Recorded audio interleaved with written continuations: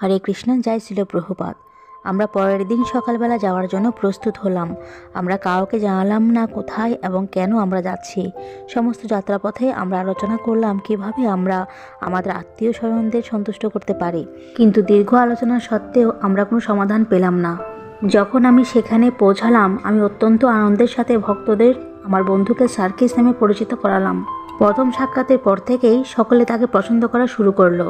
এতে আমি দুইভাবে গর্ব অনুভব করলাম, যেহেতু প্রথমে আমি ভক্তদের কাছে তাকে নিয়ে এসেছি, আর দ্বিতীয়ত আমি তার তথাকথিত সিনিয়র ছিলাম। এই প্রথম আমি অনুভব করলাম কিভাবে অহংকার আমার দিকে তাকিয়ে চিৎকার করছে। আমি আমার অনুভূতি লুকাতে পারলাম না এবং আমার মনে হচ্ছিল যে সমস্ত পৃথিবীই যেন এখন আমার অনুভূতি সম্পর্কে জানে। আমি সেই রুম ছেড়ে বাথরুমে গিয়ে আয়নার সামনে নিজেকে চেহারা দেখলাম, যে গর্বে সেটি কোনো লাল হয়ে গিয়েছে কিনা। সন্ন্যাসীদের বিকেলে 4টে নিয়ম সম্পর্কে বলছিল এবং তখন আমি ভাবলাম এখন সাকু নেশা গ্রহণের পক্ষে একই যুক্তি উপস্থাপন করবে যা আমি করেছিলাম। কিন্তু সে এমন কিছু কথা বলা শুরু করলো যা সে পূর্বে আমাকেও বলেনি কখনো। সে ভক্তদের প্রতিটি কথাতেই একমত পোষণ করলো এবং কিভাবে তার সাথে কৃষ্ণের এবং ভক্তদের মধ্যে সম্বন্ধ রয়েছে তা উপলব্ধি করলো। সে বলল যে সে সেই দিন থেকে নেশা পরিত্যাগ করতে আগ্রহী এবং মন্দিরে অবস্থান করে কৃষ্ণ সেবা করা এবং ভক্তিযোগ সম্পর্কে আরও জানতে আগ্রহী। আমার চোখ বিরাট হয়ে গেল, যেহেতু আমি যা শুনলাম তা কিছুতেই বিশ্বাস করতে পারছিলাম না। সেই রাত্রিতে আমি তাকে জিজ্ঞেস করলাম যে সে সন্ন্যাস দাসকে যা বলেছে সেই বিষয়ে সে দৃঢ় প্রতিজ্ঞ কিনা। সে আমাকে জানালো যে সে সমগ্র জীবনে যা খুঁজেছে এটি তাই।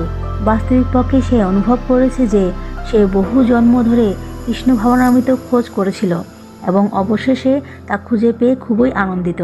সে আমাকে বলল, আমি তোমার কাছে অত্যন্ত কৃতজ্ঞ যে তুমি আমাকে এখানে নিয়ে এসেছো। তুমি আমার জীবন রক্ষা করেছো।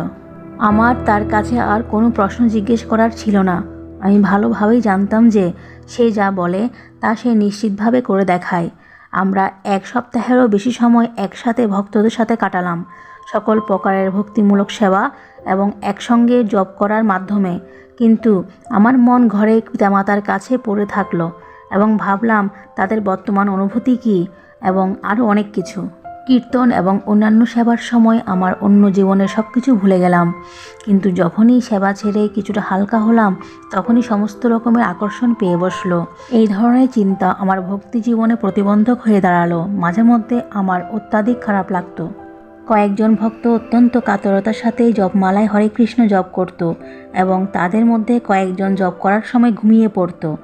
আমার খুব মজা লাগছিল যে কিভাবে কয়েকজন ভক্ত ঘুমকে জয় করতে চাচ্ছিল কিন্তু পারছিল না। তারা সময়ে সময়ে জেগে উঠে জপ করত এবং আবার ধীরে ধীরে ঘুমে তাদের হাত ঝুলে পড়ত।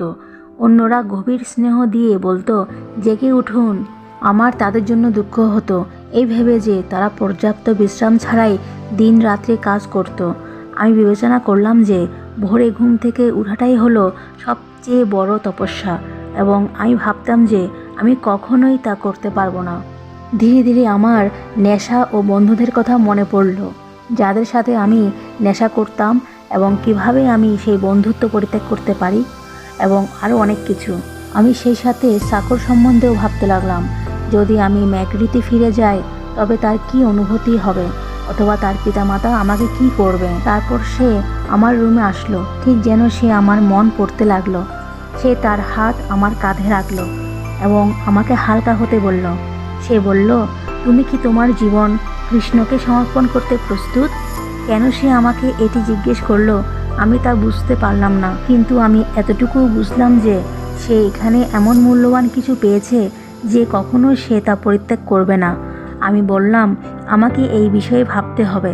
সত্যি কথা বলতে কি, আমার কিছু গুরুত্বপূর্ণ কাজ বাকি থাকায় আমি চিন্তা করছিলাম কিছু সময়ের জন্য আমার শহরে ফিরে যাই। আমি আবার ফিরে আসব। তুমি কি আমার সাথে যাবে? সাকু বলল, না, আমি তোমার জন্য এখানে অপেক্ষা করব। দয়া করে ফিরে আসবে এবং যদি কিছু মনে না করো তাহলে এই চিঠিটি আমার পিতামাতাকে দিও। সে আমাকে একটি চিঠির মোড়ক দিল, যাতে বড় হাতের অক্ষরে লেখা ছিল, হরে কৃষ্ণ মহামন্ত্র জপ করুন এবং সুখী হন।